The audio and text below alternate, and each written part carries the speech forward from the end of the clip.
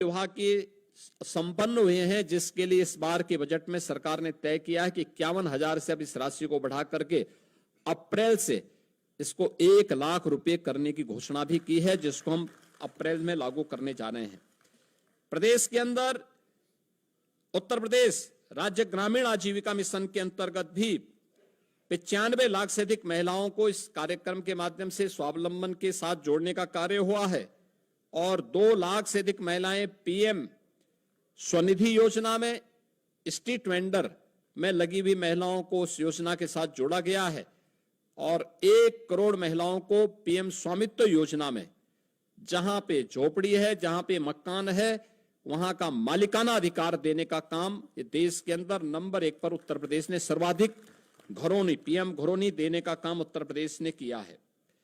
प्रदेश के अंदर उत्तर प्रदेश में 7 जनपदों में हम लोगों ने इस बजट में व्यवस्था की है कि कामकाजी महिलाओं के लिए पुण्य श्लोका लोकमाता अहिल्याबाई होलकर के नाम पर वाराणसी, मेरठ, प्रयागराज, कानपुर, झांसी, आगरा और गोरखपुर में कामकाजी महिलाओं के लिए छात्रावास के निर्माण की कार्रवाई को भी हम लोग इस नए बजट में क्रियान्वित करने जा रहे हैं।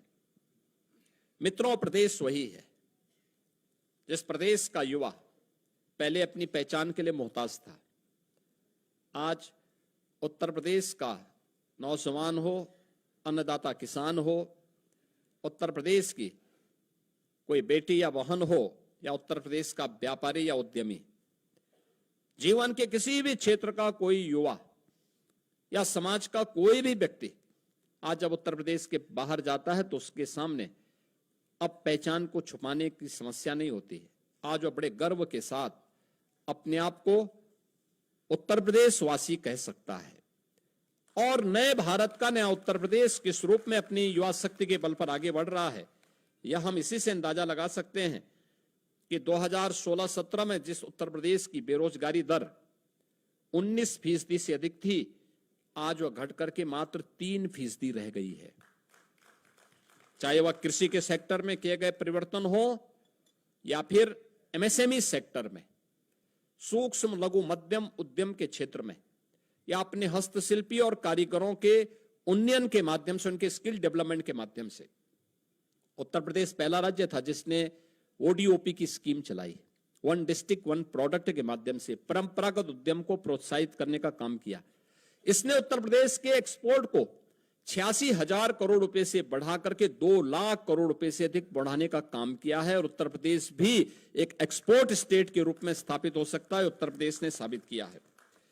उत्तर प्रदेश में हम लोगों ने अब तक 8 लाख से अधिक भर्तियां, सरकारी नौकरियां उत्तर प्रदेश के युवाओं को दी है। एमएसएमई सेक्टर में 2 करोड़ से अधिक युवा इनके साथ यहां पे या तो नौकरी या स्वतः रोजगार के साथ जुड़ा है और साथ साथ निवेश की जो व्यापक संभावनाएं उत्तर प्रदेश के अंदर बनी है, इनमें भी उत्तर प्रदेश ने बड़े पैमाने पे उत्तर प्रदेश के युवाओं को इसके साथ जोड़ने का काम किया है। प्रदेश में आज के दिन पर 50 लाख से अधिक युवाओं को हमने डिजिटली सक्षम बनाने में सफलता प्राप्त की है, जिसे टैबलेट और स्मार्टफोन देकर के उन्हें इस दिशा में आगे बढ़ाने का काम किया है। तो आज उत्तर प्रदेश के अंदर हम देख सकते हैं कि सबसे बड़ा एमएसएमई का base 96 lakh MSME unit UP के पास है। अपने हस्तशिल्पी और कारीगरों के लिए विश्वकर्मा श्रम सम्मान की जैसी स्कीम आज उत्तर प्रदेश चला रहा है, जिसमें लाखों ऐसे हस्तशिल्पी और कारीगरों के स्किल डेवलपमेंट के लिए उन्हें फ्री में टूल किट उपलब्ध कराने, सस्ते में लोन उपलब्ध करवाने की कार्रवाई को आगे बढ़ाने का काम किया है। और वर्तमान में एक नई स्कीम, मुख्यमंत्री युवा उद्यमी स्कीम, जो अब तक की बहुत लोकप्रिय स्कीम होने जा रही है, जिसमें 31 मार्च तक 1 लाख नए युवा उद्यमी उत्तर प्रदेश बनाने के लक्ष्य रखे हैं। उस कार्यक्रम को हम लोग आगे बढ़ाने जा रहे हैं, जिसमें 5 लाख रुपए तक का ब्याज मुक्त ऋण प्रथम चरण में, मार्जिन मनी 10% और गारंटी मुक्त लोन देने की कार्रवाई को भी सरकार आगे बढ़ा रही है। शिक्षा, जिस प्रदेश की स्थिति ऐसी रही हो कि नकल जन्मसिद्ध अधिकार कुछ लोग मानते थे। आज वहां नकल विहीन परीक्षाएं हो रही हैं। बेसिक शिक्षा परिषद के स्कूल जो बंदी के कगार पर थे, आज उनमें 50 लाख से अधिक बच्चों की बढ़ोतरी। उन सभी बच्चों को 1200 रुपए 2 यूनिफॉर्म के लिए, बैग के लिए, बुक्स के लिए, शूज और सॉक्स के लिए, स्वेटर के लिए सरकार डीबीटी के माध्यम से उपलब्ध करवाने का कार्य कर रही है। सभी विद्यालयों में बालक बालिकाओं के लिए टॉयलेट की व्यवस्था, पेयजल की व्यवस्था, डिजिटल लाइब्रेरी की व्यवस्था, अच्छी फ्लोरिंग की व्यवस्था, ये सभी कुछ से आच्छादित करने में सफलता प्राप्त हुई है। साथ साथ माध्यमिक स्कूलों में जर्जर पड़े भवनों के पुनर्निर्माण के लिए प्रदेश सरकार ने अलंकार योजना के माध्यम से एक नई स्कीम प्रारंभ की है और इसको भी तेजी के साथ आगे बढ़ाने का काम कर रही है। अब जर्जर विद्यालय नहीं होंगे। प्रदेश के अंदर हरेक कमिश्नरी में एक एक विश्वविद्यालय हो, राज्य विश्वविद्यालय हो। ऐसी 6 कमिश्नरी ऐसी थी जहां कोई राज्य विश्वविद्यालय नहीं था। उन विश्वविद्यालयों के निर्माण के कार्यक्रम को भी प्रदेश सरकार ने आगे बढ़ाया। तो पहली बार मेडिकल यूनिवर्सिटी हो, आयुष विश्वविद्यालय हो, एक अतिरिक्त एग्रीकल्चर विश्वविद्यालय की स्थापना हो। ये सभी आज उत्तर प्रदेश के अंदर देखने को मिल सकते हैं और संस्कृति विश्वविद्यालय भी हो, यह भी आज उत्तर प्रदेश में स्थापित हो चुके हैं। प्रदेश ने इस दिशा में 8 नए विश्वविद्यालय, यानी इस दिशा में 10 नए विश्वविद्यालय, 21 निजी क्षेत्र के विश्वविद्यालयों की स्थापना में भी सफलता प्राप्त की है और युवाओं को प्रतियोगी परीक्षाओं की तैयारी के लिए प्रत्येक जनपद में मुख्यमंत्री अभ्युदय कोचिंग की व्यवस्था भी आज के दिन पर संचालित है।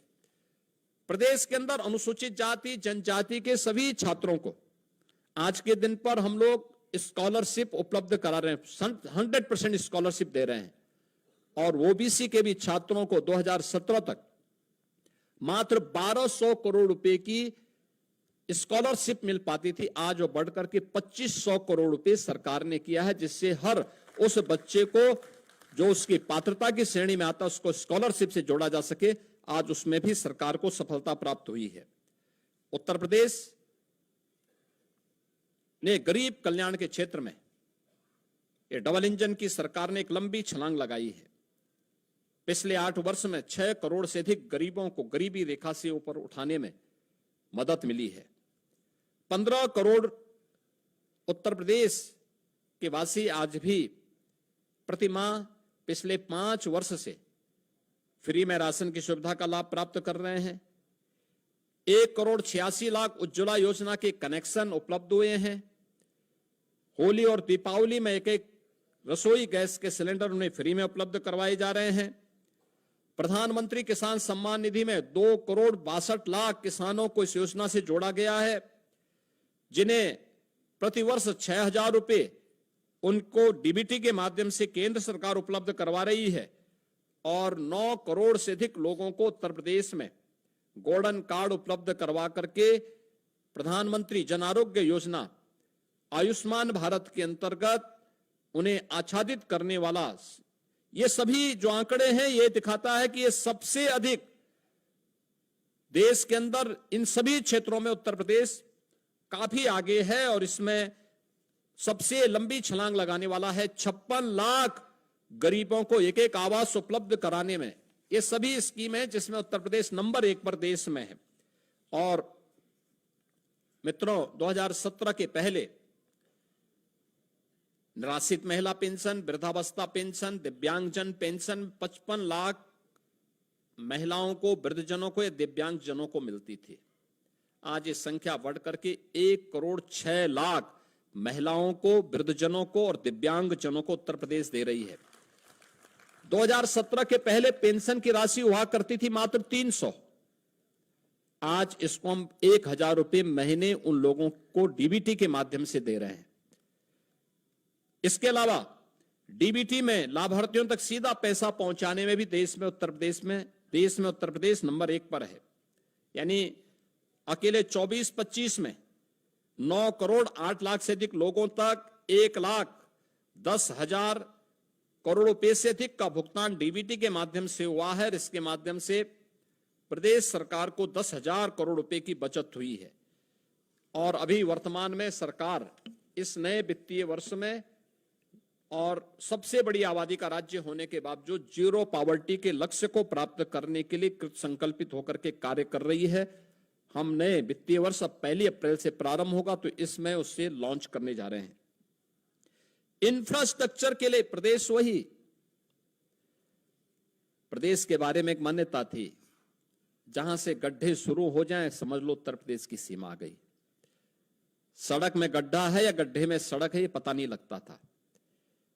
आज मित्रों, आप गूगल में सर्च करिए, आपको पता लगेगा एक्सप्रेसवे कौन है, तो नाम आएगा उत्तर प्रदेश। 6 एक्सप्रेसवे वर्तमान में उत्तर प्रदेश के अंदर संचालित है। 11 पे हम कार्य कर रहे हैं, या तो निर्माणाधीन है या प्रस्तावित हैं, जिन पे नए वित्तीय वर्ष में काम प्रारंभ होने जा रहा है। और गंगा एक्सप्रेसवे के बनते ही देश के अंदर एक्सप्रेसवे में उत्तर प्रदेश का 55% हिस्सेदारी अकेले उत्तर प्रदेश की होगी। सबसे बड़ा रेल नेटवर्क यूपी के पास, सबसे ज्यादा मेट्रो का संचालन उत्तर प्रदेश के अंदर हो रहा है। 2017 के पहले क्या था? लखनऊ में आधी अधूरी मेट्रो थी, 1.5 एक्सप्रेसवे थे। आज 6 एक्सप्रेसवे हैं, 11 पे हम काम करने जा रहे हैं। आज 6 सिटी, देश के अंदर सर्वाधिक 6 सिटी में मेट्रो का संचालन यूपी कर रहा है। देश की पहली रैपिड रेल यूपी के अंदर है, दिल्ली से मेरठ के बीच में। और देश का पहला वाटरवे हल्दिया वाराणसी के बीच में यह संचालित हो चुका है। यानी लैंडलॉक्ड स्टेट से उत्तर प्रदेश मुक्त हो चुका है। और इनलैंड वाटरवे अथॉरिटी का गठन करके उत्तर प्रदेश वाटरवे की सुविधा को वाराणसी से प्रयागराज तक और बलिया से अयोध्या तक पहुंचाने के लिए पूरी प्रतिबद्धता के साथ आगे बढ़ रहा है, जिससे इन संभावनाओं के माध्यम से उत्तर प्रदेश के प्रोडक्ट को एक्सपोर्ट के माध्यम से दुनिया के बाजार तक पहुंचाया जा सके और यहां के अन्नदाता किसानों का, यहां के हस्तशिल्पी और कारीगरों का और यहां के उद्यमियों की इनकम को बढ़ा करके प्रदेश की अर्थव्यवस्था को और सुदृढ़ किया जा सके, इस दिशा में सरकार कार्य कर रही है। आज इंटर स्टेट कनेक्टिविटी हमारी 4 लेन की हुई है। हर जनपद मुख्यालय 4 लेन के साथ जुड़ा है। प्रदेश सरकार ने हाईवे के एक बड़े नेटवर्क को अपने यहां जोड़ा है और उत्तर प्रदेश इस दिशा में काफी एक अच्छी प्रोग्रेस के साथ देश के अंदर है, क्योंकि ये हाईवे इसी दिशा में जो प्रयास किए जाते हैं, ये किसी भी अर्थव्यवस्था की सबसे रीढ़ के रूप में काम करती है। एयर कनेक्टिविटी 2017 के पहले उत्तर प्रदेश के अंदर 2 एयरपोर्ट पूरी तरह क्रियाशील थे, लखनऊ और वाराणसी। 2 आंशिक रूप से थे, गोरखपुर और आगरा आंशिक रूप से संचालित थे। आज उत्तर प्रदेश के अंदर 16 एयरपोर्ट क्रियाशील हैं और उनमें से 4 इंटरनेशनल एयरपोर्ट हैं। और देश का सबसे बड़ा एयरपोर्ट जेवर में बहुत शीघ्र प्रारंभ होने वाला है। यह एयरपोर्ट 5वां इंटरनेशनल एयरपोर्ट भी होगा और आने वाले समय में एयरपोर्ट के फंक्शनल होते ही एयर कार्गो के सबसे बड़े हब के रूप में भी यह बदलेगा। प्रदेश के अंदर इस बेहतरीन इंफ्रास्ट्रक्चर ने प्रदेश की अर्थव्यवस्था को भी एक नई गति दी है। प्रदेश के अंदर नगरीय विकास के क्षेत्र में भी व्यापक परिवर्तन देखने को मिले हैं। उत्तर प्रदेश नगरीय क्षेत्रों में पहली बुनियादी सुविधाओं का अभाव था। देश के अंदर 2016-17 के अंदर जब स्वच्छता सर्वेक्षण हुए थे, तो देश के अंदर 100 में से 10 सबसे गंदे शहर यूपी के थे। जहां देखो गंदगी का अंबार था, न बिजली थी, न पानी थी, न कनेक्टिविटी थी, न सुरक्षा थी। आज उत्तर प्रदेश के अंदर केंद्र सरकार की मदद से आदरणीय प्रधानमंत्री जी ने 10 सिटी को स्मार्ट सिटी के रूप में और राज्य स्मार्ट सिटी मिशन के अंतर्गत 7 अन्य सिटी को स्मार्ट सिटी मिशन के अंतर्गत लेकर 17 म्युनिसिपल कॉरपोरेशन को हम लोगों ने स्मार्ट सिटी के रूप में विकसित किया है, और ये स्मार्ट ही नहीं, इन्हें सेफ सिटी भी बनाया है। ITMS भी यहां काम कर रहा है। सरकार ने इस बार के बजट में व्यवस्था दी है कि हर जिला मुख्यालय की नगर निगम, नगर पालिका को या नगर निकाय को हम लोग स्मार्ट सिटी के रूप में विकसित करने का काम करेंगे। इस बार के बजट में हमने इसके लिए धनराशि भी उपलब्ध करवाई है।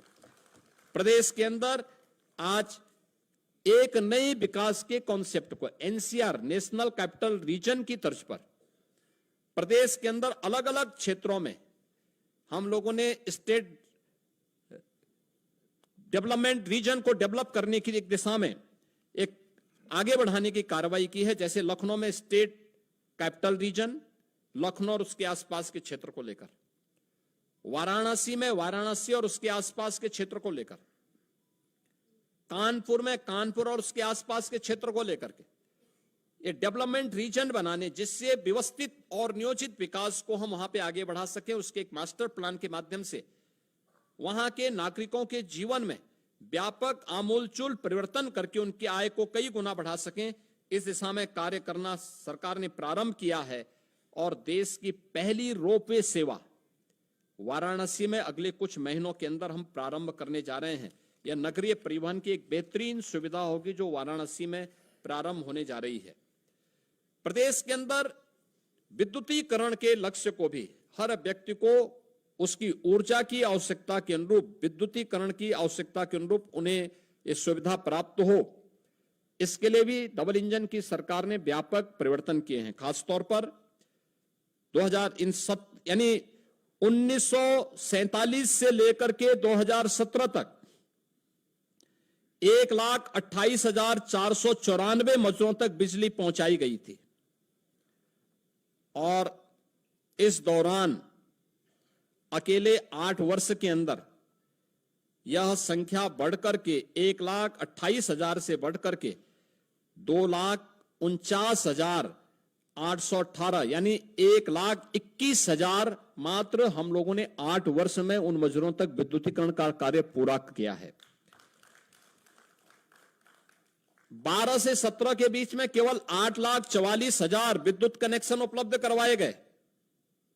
8,44,000 विद्युत कनेक्शन 12 से 17 के बीच, और इस दौरान इन 8 वर्षों में 1,65,00,000 गरीबों को निःशुल्क विद्युत के कनेक्शन उपलब्ध करवाए गए। पहले बिजली आती नहीं थी, और आज ग्रामीण क्षेत्र में 18 घंटे, तहसील मुख्यालयों में 20 घंटे और जनपद मुख्यालयों में 24 घंटे विद्युत की आपूर्ति प्रदेश सरकार के द्वारा 2017 से निरंतर की जा रही है। पावर जनरेशन के लिए भी सरकार ने अनेक कदम उठाए हैं। खासतौर पर नए जनरेशन प्लांट घाटमपुर में 660 मेगावाट की 3 नई यूनिट यह स्थापित हो रही हैं। लगभग कार्य पूरा हो चुका। पनकी में 660 मेगावाट की विद्युत उत्पादन का कार्य ये कंप्लीट हो चुका है। सोनभद्र ओबरा में 660 मेगावाट की 2 यूनिट यहां पर क्रियाशील होने वाली है, और जवाहरपुर एटा में भी 660 मेगावाट की 2 यूनिट कंप्लीट हो चुके हैं, कार्य होने जा रहा है। और प्रयागराज मेजा में 800 मेगावाट की 3 नई यूनिट के निर्माण के कार्यक्रम के साथ हम NTPC के साथ मिलकर के इस कार्यक्रम को आगे बढ़ा रहे हैं। यह जनरेशन कि इतना विद्युत का उत्पादन जिस राज्य में केवल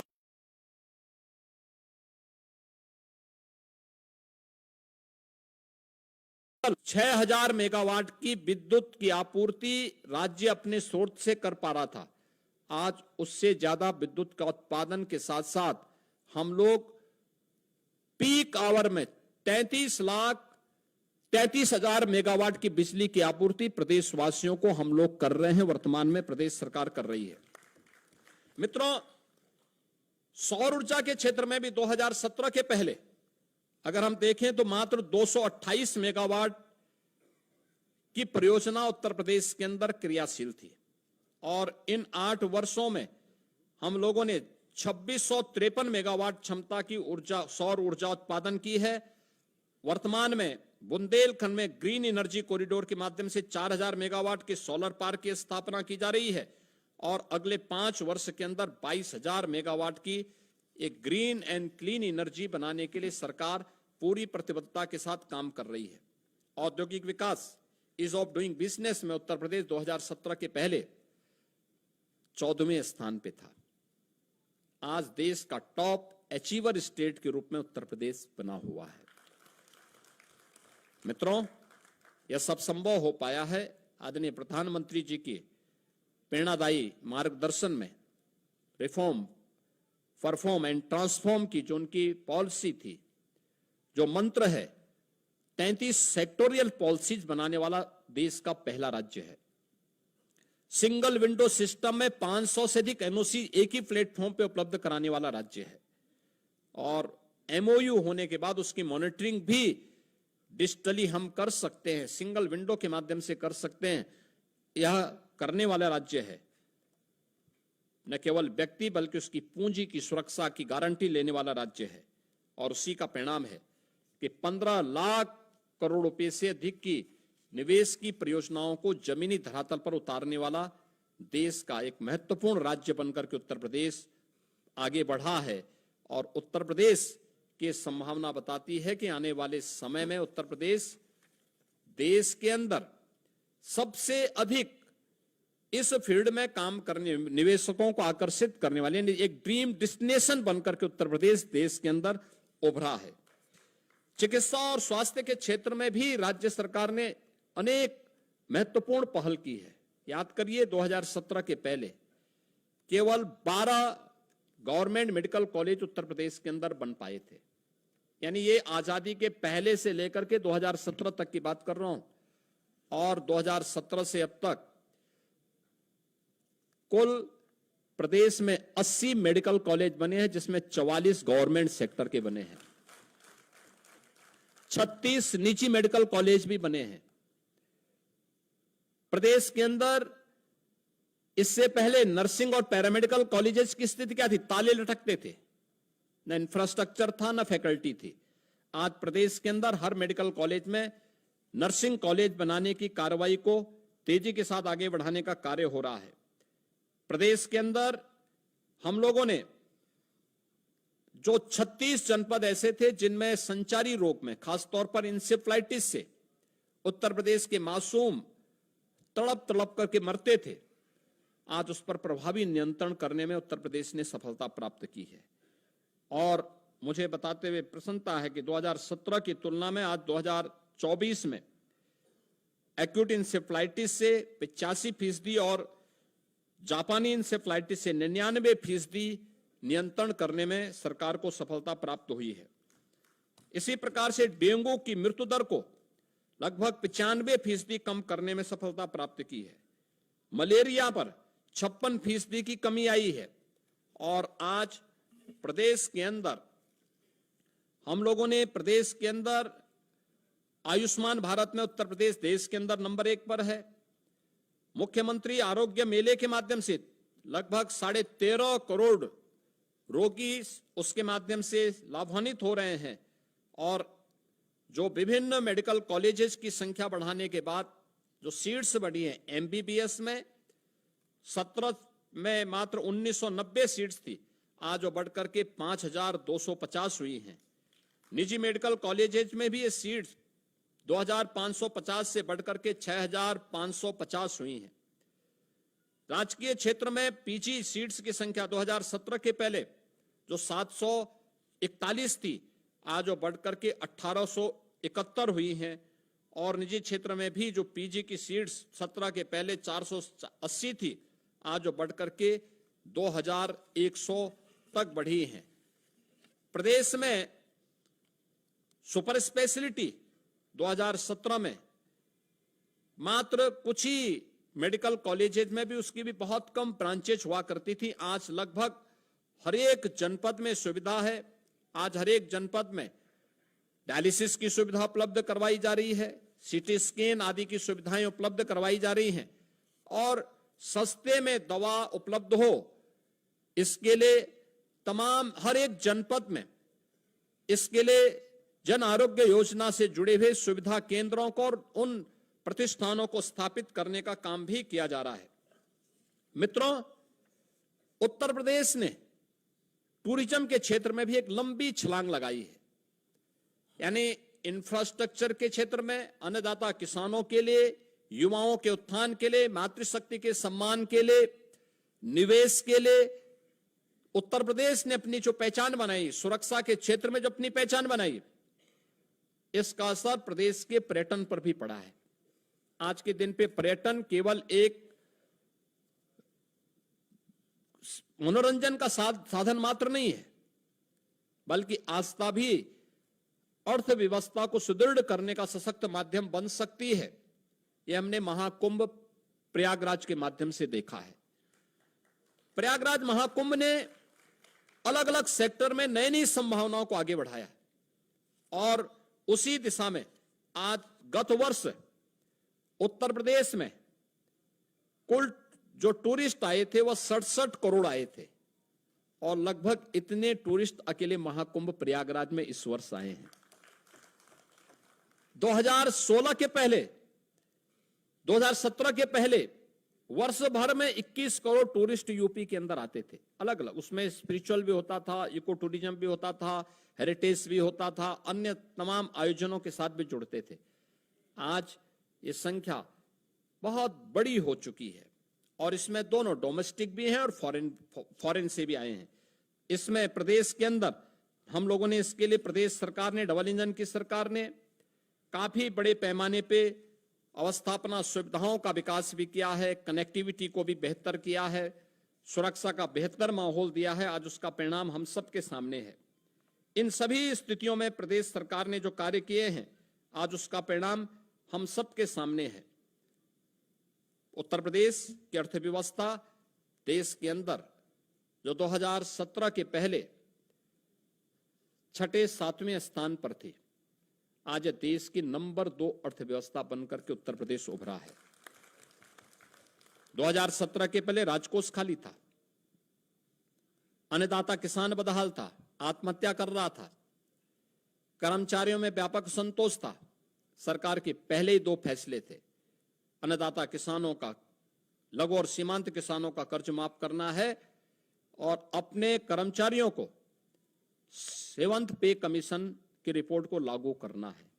याद करिए, जब राजकोष खाली रहा होगा तब सरकार ने कैसे इस प्रकार के कदम उठाए होंगे उत्तर प्रदेश जैसी बड़ी आबादी के राज्य में। लेकिन आज वह कदम उठाने में सरकार को सफलता प्राप्त हुई। हम लोगों ने 2017 में ही ऋण माफी के कार्यक्रम को भी किया, अपने अन्नदाता किसानों की जीवन में खुशहाली लाने का भी काम किया और 15 लाख कर्मचारियों को 7th पे कमीशन की सुविधा के साथ जोड़ने में भी सफलता प्राप्त की। आज प्रदेश में बिना कुछ बोझ डाले, जनता जनार्दन पर कोई अतिरिक्त कर लगाए बगैर, कोई अतिरिक्त टैक्स लगाए बगैर पिछले 8 वर्ष में हमने प्रदेश की अर्थव्यवस्था को मजबूती प्रदान की है। इसके लिए भ्रष्टाचार पर प्रभावी प्रहार, लीकेजेज को रोकना, सोर्स ऑफ इनकम को बढ़ाना, हमने रेवेन्यू बढ़ाए हैं और परिणाम है आज यूपी देश का एक रेवेन्यू सरप्लस स्टेट है। प्रदेश में लगातार जो निवेश हुए हैं, इसके परिणाम स्वरूप रोजगार की नई संभावनाएं बनी है। एक नए उत्तर प्रदेश का दर्शन आज लोग कर रहे हैं।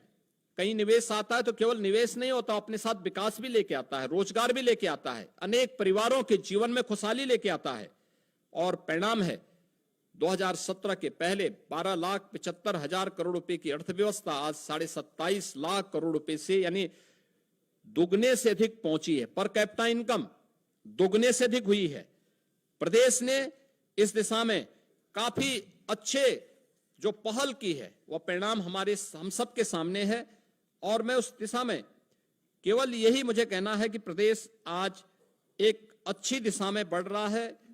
इसमें खासतौर पर अगर हम इस अलग अलग सेक्टर में इसमें देखें, एफडीआई में 2000 से लेकर के 2017 के बीच 17 वर्षों में मात्र 3,300 करोड़ रुपए फॉरेन डायरेक्ट इन्वेस्टमेंट यूपी में आया था और अप्रैल 17 से लेकर के 2024 में 24 तक 14,808 करोड़ रुपए की यहां पर से अधिक केवल एफडीआई आया है। ऐसे ही इन 70 वर्षों में पर कैपिटा इनकम मात्र 46,000 तक पहुंच पाई थी। आज यही बढ़कर के अगर हम फाइनल जीएसडीपी के आंकड़ों के अनुसार देखें तो यह 1,14,000 है और प्लानिंग विभाग के अनुसार देखें तो यह 1,24,000 यानी पर कैपिटा इनकम यहां तक पहुंची है, लगभग 2.5 गुना बढ़ी है। बैंकिंग तंत्र की जो व्यवस्था होती है वह अर्थव्यवस्था को एक नया आयाम देता है। अगर 2016-17 में आप देखेंगे उत्तर प्रदेश में बैंक का व्यवसाय मात्र 12.5 लाख करोड़ का था। 24-25 में यह बढ़कर के 29,66,000 करोड़ यानी 2.25 गुने से अधिक हुआ है। और सीडी रेशियो जो उत्तर प्रदेश में 2017 तक मात्र 46% था, आज यह 61% से ऊपर बढ़ा है। प्रदेश के अंदर इस दौरान प्रदेश सरकार ने अनेक कार्यक्रम किए और खासतौर पर आरबीआई की रिपोर्ट अत्यंत महत्वपूर्ण होती है जो इस बात को कहती है कि प्रोजेक्ट फाइनेंसिंग के लिए फंड आकर्षित करने में 16.2% हिस्सेदारी के साथ आज उत्तर प्रदेश देश के अंदर शीर्ष स्थान पर है।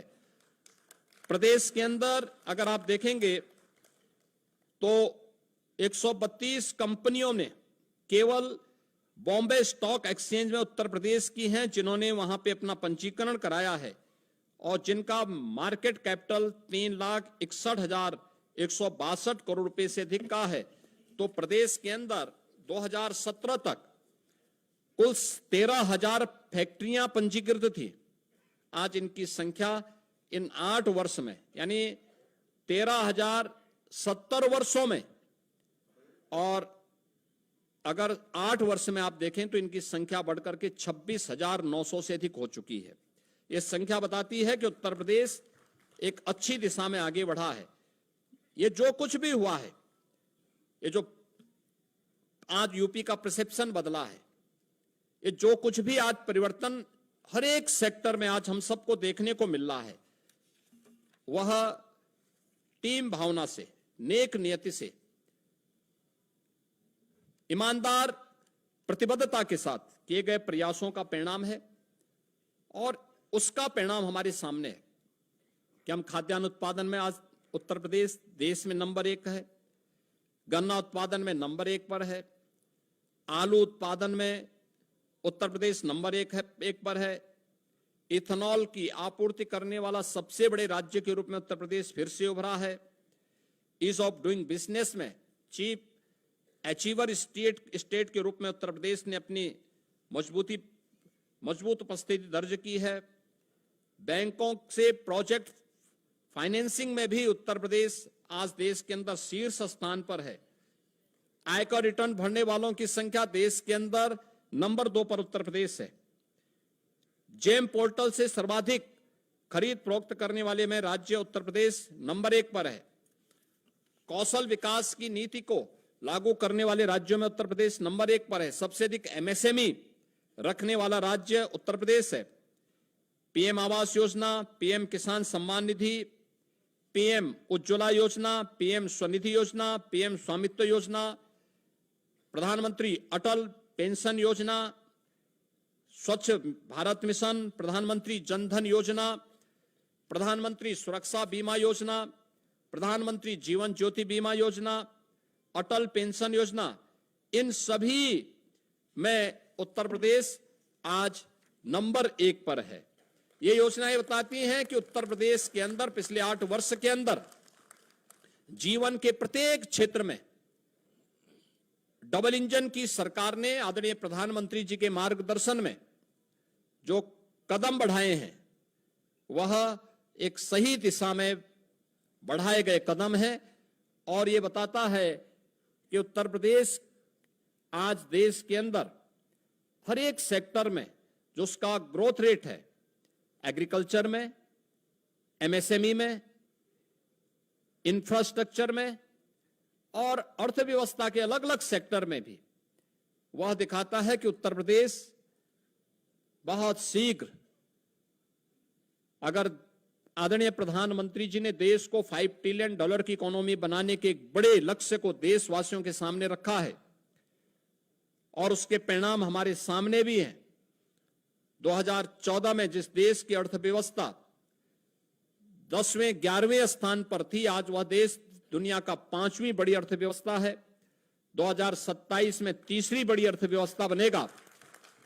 उत्तर प्रदेश आज नंबर 2 की देश की अर्थव्यवस्था है। $1 ट्रिलियन की इकोनॉमी प्राप्त करने के लिए जो प्रयास डबल इंजन की सरकार ने प्रारंभ किए हैं और ग्रोथ रेट को अपना बढ़ाया है, प्रत्येक सेक्टर में व्यापक परिवर्तन देखने को मिला है। आने वाले समय में उत्तर प्रदेश देश की शीर्ष अर्थव्यवस्था बनेगा, इसमें कोई संदेह नहीं होगा। और इस दिशा में कार्य करने के लिए पूरी टीम पूरी तत्परता के साथ कार्य कर रही है। मैं इन 8 वर्षों में उत्तर प्रदेश को अपना मार्गदर्शन प्रदान करने और यशस्वी नेतृत्व से समय समय पर उपकृत करने के लिए आदरणीय प्रधानमंत्री जी का, राष्ट्रीय अध्यक्ष श्री जगत प्रकाश नड्डा जी का,